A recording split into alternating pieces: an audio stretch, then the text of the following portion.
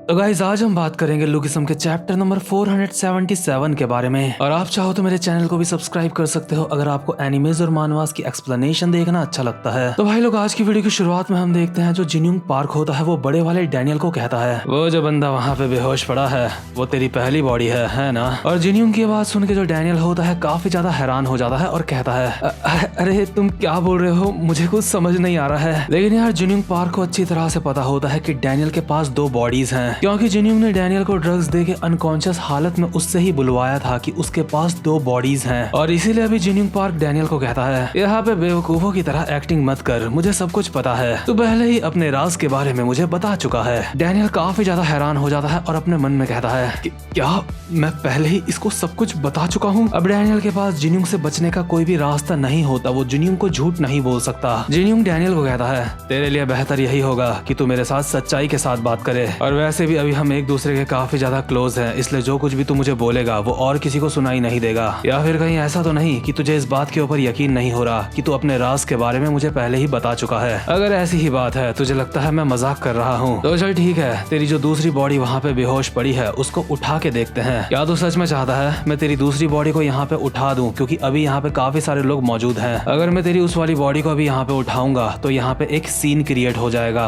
अब बोल, तेरे पास 2 बॉडीज हैं, है ना। डैनियल के पास कोई भी चारा नहीं होता, इसलिए डैनियल कहता है, आखिर तुम मुझसे चाहते क्या हो। जिन्यूंग कहता है, मैं तुझसे जो सवाल पूछूंगा जिस तरह से तू उनका जवाब देगा इस बात के ऊपर निर्भर करेगा कि मैं तेरे सीक्रेट के साथ क्या करता हूँ। तो मुझे बता, तू अपनी 2 बॉडीज के साथ क्या करने की सोच रहा है। डैनियल कहता है, मैंने अब तक इसके बारे में ठीक से सोचा नहीं है, लेकिन मुझे लगता है कुछ चीज ऐसी हैं जो मुझे करनी चाहिए। सबसे पहले मैं चार्ल्स चोई को सबक सिखाना चाहता हूँ। और चार्ल्स चोई का नाम सुन के जो जिन्यूंग होता है काफी ज्यादा हैरान हो जाता है, उसको याद आता है चार्ल्स चोई ही प्री जनरेशन में एलाइट था। और एलाइट का नाम सुनते ही जो जिन्यूंग होता है उसके सर पे दर्द होने लग जाता है। जिन्यूंग यहाँ पे जोर जोर से चिल्ला रहा होता है और डैनियल कहता है, मिस्टर जिन्यूंग आखिर क्या बात है, आपको क्या हुआ। जिन्यूंग अभी अपना सर पकड़ के चिल्लाते हुए बोल रहा होता है, मुझे ये भूलना होगा, मैं ये याद नहीं रखना चाहता। मेरा सर फटा जा रहा है। डैनियल कहता है, मिस्टर जिन्यूंग नहीं रुक जाओ, अभी आपके साथ ऐसा नहीं हो सकता, मुझे आपसे बहुत सारे सवाल पूछने हैं। मुझे बताओ आखिर आपका डैनियल के साथ क्या रिश्ता है, क्या आप डैनियल की मदर को भी जानते हो, और एग्जैक्टली पास्ट में हुआ क्या था। प्लीज मुझे सब कुछ बताओ, मुझे काफी कुछ जानना है आपसे। लेकिन जो सारा होती है वो डैनियल को रोक लेती है और कहती है, रुक जाओ, इनकी हालत और ज्यादा खराब हो रही है, अभी के लिए इनको अकेला छोड़ना ही हमारे लिए बेहतर होगा। डैनियल कहता है, लेकिन मुझे काफी सारे सवाल पूछने हैं। लेकिन सारा डैनियल की बात को इग्नोर करके जिन्यूंग पार्क को कहती है, मिस्टर प्लीज शांत हो जाओ, मेरा नाम सारा सिन है, मैं यहाँ पे व्हाइट टाइगर जॉब सेंटर से आ रखी हूँ, मैं यहाँ पे इस उम्मीद से आई हूँ कि मैं तुम्हारी कुछ मदद कर सकूँ। जिन्यूंग के सर पे अभी इतना ज्यादा दर्द हो रहा होता है कि उसकी आंखों से भी आंसू आ रहे होते हैं और जिन्यूंग कहता है, क्या तुम मेरी मदद करना चाहती हो। सारा कहती है, सबसे पहले मैं आपको ये कहना चाहती हूँ कि आपका यहाँ पे रहना खतरे से खाली नहीं है, क्योंकि जल्द ही इस जगह के बारे में सबको पता चल जाएगा। इसलिए मिस्टर जिन्यूंग पार्क हमें डिसाइड करना होगा हमें आपको कहाँ पे लेके जाना है। तो मुझे बताओ, क्या आप एलाइड के साथ जाना चाहते हो या फिर व्हाइट टाइगर जॉब सेंटर के साथ जाना चाहते हो। ये फैसला पूरी तरह से आपके ऊपर है, आप किसके साथ जाना चाहते हो। जिन्यूंग की हालत अभी काफी ज्यादा खराब होती है, उसके बावजूद भी जिन्यूंग कहता है, क्या एलाइड, ये कैसा बेहुदा सा नाम है। इतने में ही डैनियल भी चिल्ला पड़ता है और कहता है, मिस्टर प्लीज आप एलाइड के साथ आओ, ऐसी बहुत सारी चीजें हैं जो मुझे आपसे पूछनी है, साथ ही साथ में हमें साथ में कुछ करना होगा मिलके। मिस्टर तुम भी चार्ल्स चोई को उसके किए की सजा देना चाहते हो, है ना। जिन्यूंग के सर पे दर्द तो हो रहा होता है, लेकिन उसके बावजूद भी वो तड़पती हुई हालत में कहता है, क्या चार्ल्स चोई उसको सबक सिखाना है। डैनियल कहता है, हाँ मिस्टर जिन्यूंग पार्क, हमें इस बारे में कुछ करना होगा। जिन्यूंग कहता है, ठीक है, मैंने फैसला कर लिया है कि मुझे कहाँ पे रहना है। सारा कहती है, तो बताओ आप व्हाइट टाइगर जॉब सेंटर के साथ रहना चाहते हो या फिर एलाइड के साथ रहना चाहते हो। जिन्यूंग कहता है, मैं चार्ल्स चोई को पकड़ना चाहता हूँ, इसलिए मैं वर्कर्स में ही रहूंगा। सारा कहती है, क्या, सॉरी लेकिन मैं समझी नहीं, तुम वर्कर्स में ही रहना चाहते हो। जिन्यूंग कहता है, हाँ सही कहा, मैं चार्ल्स चोई की कमजोरी के बारे में जानता हूँ और उसी वजह से वो हरामखोर चार्ल्स चोई मुझे जान से मारने की कोशिश करेगा। चार्ल्स चोई के पास बहुत ज्यादा पावर है, अगर मैं यहाँ से बाहर भी चला गया तो भी मैं उसका कुछ नहीं कर पाऊंगा। लेकिन यूजिन के पास भी पावर है, भले ही उसकी ताकत चार्ल्स चोई से कम है, लेकिन उसके बावजूद भी यूजिन एक बड़ी पावर है। चार्ल्स जोई को हराने का यही रास्ता है। मुझे यूजिन के साथ शामिल होना होगा। हमें छोटी छोटी पावर्स को एक करके उस बड़ी पावर को हराना होगा, यानी कि चार्ल्स जोई को। अगर हम ऐसा नहीं करते तो आगे चल के चार्ल्स जोई का कोई भी कुछ नहीं उखाड़ पाएगा। मुझे किसी भी कीमत में चार्ल्स जोई को पकड़ना ही होगा। इस वजह से मैं वर्कर से बाहर नहीं जा सकता। डैनियल कहता है, मिस्टर जिन्यूंग पार्क। लेकिन जिन्यूंग के पास अभी ज्यादा वक्त नहीं होता क्योंकि उसकी बत्ती गुल होने वाली होती है। इसलिए जिन्यूंग चिल्ला के कहता है, डैनियल पार्क, मेरी बात ध्यान से सुन। मैं जानता हूँ तू वर्कर्स को तबाह क्यों करना चाहता है। तू वर्कर्स जैसी पूरी ऑर्गेनाइजेशन को ऐसे बुरे काम नहीं करने देना चाहता, लेकिन तू यहाँ पे चीजों को गलत ऑर्डर में कर रहा है। वर्कर्स पहले नहीं आती, पहले चार्ल्स जोई आता है। पहले तुझे चार्ल्स जोई से निपटना होगा। और जिन्यूंग घुमा के अपना सर पटकता है दीवार में, जिस वजह से वो धीरे धीरे करके अनकॉन्शियस होने लगता है और उसका दर्द भी खत्म हो रहा होता है। बट बेहोश होते होते भी जिन्यूंग कहता है, अगर तू अब भी वर्कर्स के ऊपर हमला करता रहेगा तो इससे चार्ल्स जोई को वक्त मिल जाएगा भागने का। अगर तुझे चार्ल्स जोई को हराना है तो तुझे यूजिन के साथ मिलकर काम करना होगा। और इतना कह के जिन्यूंग बेहोश हो जाता है। इसके बाद डैनियल को याद आता है कि सपने में जो उसने अपनी दूसरी वाली बॉडी देखी थी, उसने भी डैनियल को यही कहा था। डैनियल की दूसरी बॉडी ने भी सपने में डैनियल को कहा था कि पहले तुझे चार्ल्स जोई को हराना होगा। जिन्यूंग की बातें सुन के अभी डैनियल अपने मन में कहता है, क्या इसका मतलब अभी मैं जो भी चीजें कर रहा हूँ इससे चार्ल्स जोई को वक्त मिल रहा है खुद को पावरफुल बनाने का। तो खैर जिन्यूंग की बात सुनकर डैनियल अपना फैसला कर लेता है और सीधा जाता है ग्योल बेक के पास, जो कि अपने बड़े भाई के गम में चुपचाप से बैठा हुआ होता है। डैनियल कहता है, ग्योल बेक, यूजिन को कॉल मिला। इसके बाद डैनियल अपनी बड़ी बॉडी को कहीं कोपचे में सुला देता है और अपनी छोटी वाली बॉडी में ग्योल का फोन लेके यूजिन को कॉल मिलाता है। डैनियल यूजिन को कॉल करके कहता है, हेलो, ये मैं बोल रहा हूँ। यूजिन कहता है, और आखिर ये मैं है कौन और तुम मुझे ग्योल के फोन से कैसे कॉल कर पा रहे हो। डैनियल कहता है, मैं डैनियल पार्क हूँ और ग्योल मेरे ही साथ है। और ये सुन के यूजिन काफी ज्यादा हैरान हो जाता है क्योंकि उसको पता चल गया होता है कि ग्योल भी हार चुका है। डैनियल कहता है, फर्स्ट एफिलिएट हार चुकी है और अब हम जब मर्जी इसका काम तमाम कर सकते हैं। इसका मतलब जिस नंबर 1 के ऊपर तुझे इतना ज्यादा गर्व था वो भी हार चुका है। लेकिन यूजिन तो बहुत बड़ा हरामी होता है, इसलिए वो एक स्माइल के साथ कहता है, ओह ये तो काफी ज्यादा प्यारा है। अबे मुझे पहले से पता था कि ऐसा ही कुछ होगा, इसलिए मैं पहले ही अपने एग्जीक्यूटिव्स को उस तरफ भेज चुका हूँ और उनका वहाँ पे आने का एक ही मकसद है, जितने भी घुसपैठिए हैं उनका काम तमाम करना। अभी यूशोंग, मैंडियोक और र्यूहे ये निकल पड़े होते हैं फर्स्ट एफिलिएट की तरफ। यूजिन कहता है, एलाइड इस वक्त काफी ज्यादा थकी हुई है, क्या वो मेरे एग्जीक्यूटिव का सामना ऐसे में कर पाएगी। तो अच्छी तरह से जानता है मेरे एग्जीक्यूटिव्स काफी ज्यादा खतरनाक हैं। क्या तुम लोग मेरे एग्जीक्यूटिव का सामना कर पाओगे डैनियल पार्क। डैनियल कहता है, अगर ऐसी बात है तो मेरे लिए बेहतर यही होगा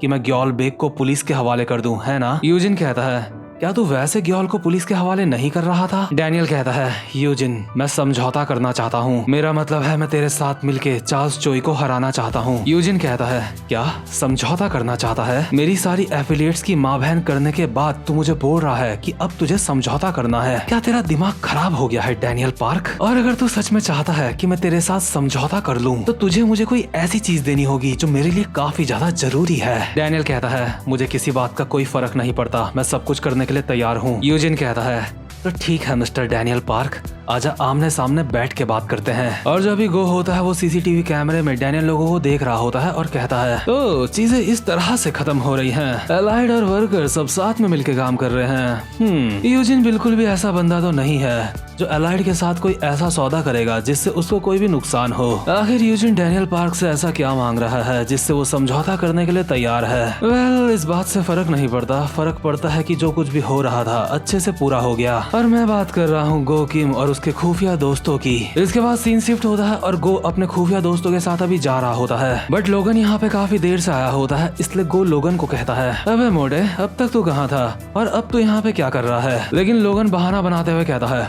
वो मैं रास्ता भटक गया था। लेकिन असल बात तो ये होती है कि लोगन को डैनियल ने कुत्तों की तरह मारा होता है, जो बात अभी वो गो से छुपा रहा होता है। और अभी सीसीटीवी में दोनों डैनियल्स को देख के अपने मन में बोल रहा होता है, ये दोनों डैनियल पार्क, किसी दिन मैं इन्हें जान से मार दूंगा। लेकिन इतने में ही हम देखते हैं जो अलेक्जेंडर हॉन्ग होता है वो भी गो लोगों के साथ चल रहा होता है। गो अलेक्जेंडर को कहता है, अबे ओए, तू हमारा पीछा क्यों कर रहा है बे। अलेक्जेंडर कहता है, मैं आपकी सेवा में हाजिर हूँ, आप मुझसे कोई भी काम करवा सकते हो। गो कहता है, अबे तुझे ऐसा किसने कहा बे कि हम तुझे अपने साथ रखने के लिए तैयार हैं। तो खैर जैसे ये सारे के सारे लोग यहाँ से जा रहे होते हैं, इतने में ही सैमुअल के पीछे से आता है जेक और कहता है, ओए क्या तू यहाँ से जा रहा है सैमुअल सीओ? सैमुअल सीओ, मुझे अब भी तेरे साथ कुछ चीजों के बारे में बात करनी है। लेकिन सैमुअल जेक को मिडिल फिंगर दिखाते हुए कहता है, अबे जाना, चाहे कुछ भी हो, हम दोनों एक दूसरे को कभी भी नहीं समझ सकते। मैं आगे चल के एक राजा बन के दिखाऊंगा। और ये कह के सैमुअल यहाँ से निकल लेता है। इसके बाद सीन शिफ्ट होता है और हम देखते हैं हॉस्टल का सीन, जहाँ पे भी सारे लोग खड़े होते हैं और किसी का इंतजार कर रहे होते हैं। इतने में ही सामने से दो बंदे चलते हुए आते हैं, जिनको देख के सैली लोग काफी ज्यादा हैरान हो जाते हैं, क्योंकि फाइनली अभी एली और वैरन वापस आ चुके होते हैं। जैसे ये दोनों यहाँ पे पहुँचते हैं, सैली लोग भाग के इनके गले लग जाते हैं। इन दोनों के वापस आने की खुशी में सबके आंखों में आंसू होते हैं और फाइनली एली के चेहरे में भी स्माइल होती है और एली कहता है, मैं वापस आ चुका हूँ। शैली कहती है,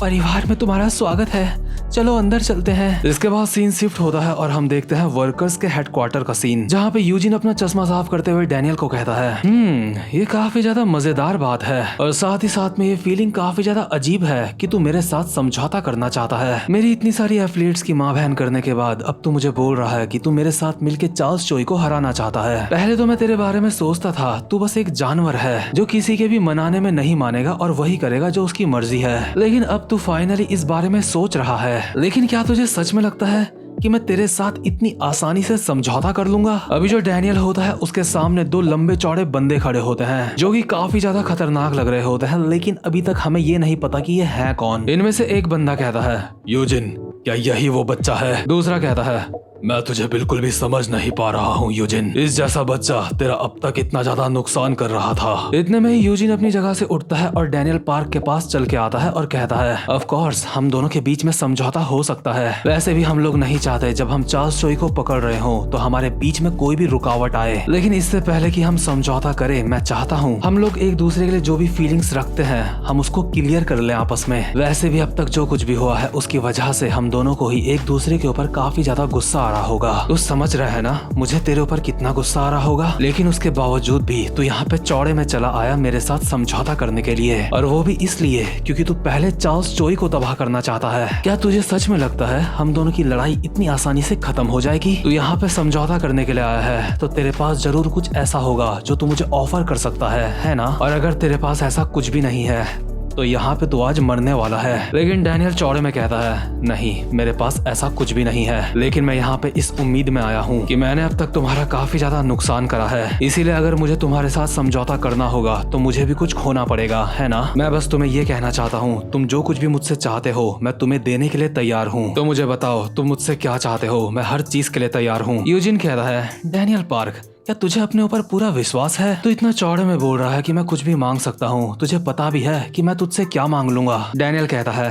अगर ये समझौता करने के लिए जरूरी है तो मैं सब चीज करने के लिए तैयार हूँ। यूजिन कहता है, तो ठीक है मैं तुझे बताता हूँ कि मुझे क्या चाहिए। मुझे कुछ ऐसा चाहिए जो सिर्फ तू मुझे दे सकता है डैनियल पार्क, और ये एक ऐसी चीज है जिसकी जरूरत हमें तब पड़ेगी जब हम चार्ल्स चोई को पकड़ेंगे। तो डैनियल पार्क, जो चीज मैं तुझसे चाहता हूँ वो ये है कि यूजिन अभी डैनियल को बता देता है कि वो उससे क्या चाहता है, लेकिन ये बात अभी हमें नहीं बताई जाती। इसके बाद जो डैनियल होता है वो यूजिन की बात सुन के काफी ज्यादा हैरान हो जाता है, पर इसके बावजूद भी डैनियल कहता है, ठीक है मैं समझ गया, मैं इस बारे में तुम्हें जल्दी बताता हूँ। और डैनियल यहाँ से जाने लगता है और यूजिन एक स्माइल के साथ कहता है, बहुत अच्छे, अब हम दोनों एक ही तरफ हैं, अब हम साथ में मिलकर चार्ल्स चोई को पकड़ेंगे। लेकिन चार्ल्स चोई को पकड़ने से पहले ऐसा कुछ भी है जो हमें करना बहुत ज्यादा जरूरी है। हाँ, हमने हॉस्टल का शिकार करा, हमने बिग डील का शिकार करा, लेकिन अब बारी है गन का शिकार करने की। और अभी हम एक सीन देखते हैं जहाँ पे गन अकेला खड़ा होता है बारिश में, और गन को चारों तरफ से काफी सारे लोगों ने घेर रखा होता है, जैसे कि वर्कर्स के बंदे एलाइड, जेक किम और जोहान सियोंग। गन को काफी सारे लोगों ने घेर रखा होता है, उसके बावजूद भी गन स्टाइल में सिगरेट पी रहा होता है, और ऑब्वियसली ये सारे के सारे बंदे यहाँ पे गन को मारने के लिए आ रखे हैं। और यार ये जितने भी बंदे अभी गन को यहाँ पे मारने के लिए आ रखे हैं वो कोई आम लोग नहीं है, यहाँ पे सारे के सारे खतरनाक लोग मौजूद हैं, बट जिसके साथ इन बंदों का सामना होने वाला है वो भी किसी से कम नहीं है। गन को हारता हुआ तो कोई इंसान इमेजिन कर भी नहीं सकता कि वो किसी से हारेगा, बट गन इन सब की अकेला तोड़ दे ये भी काफी ज्यादा मुश्किल है। तो भाई लोग ये वाला चैप्टर यहीं पे खत्म होता है। उम्मीद करता हूँ कि आपको आज की वीडियो भी अच्छी लगी हो, और मैं सभी प्यारे भाइयों और बहनों से कहना चाहता हूँ जिस किसी ने बेल आइकन को प्रेस नहीं करा वो बेल आइकन को भी प्रेस कर लेना, ताकि आपको हर वीडियो का नोटिफिकेशन मिल जाए, क्योंकि आगे चल के मैं कुछ मानवास ऐसी भी अपने चैनल पे लाने वाला हूँ जो कि काफी ज्यादा मजेदार है, लेकिन उनका एनिमेशन अब तक नहीं बना है, और मैं पूरी कोशिश करूंगा उनको एक्सप्लेन करके आपको एनिमेशन वाला फील देने का। और अब मैं मिलूंगा आपसे अपनी नेक्स्ट वीडियो में, तब तक के लिए गुड बाय।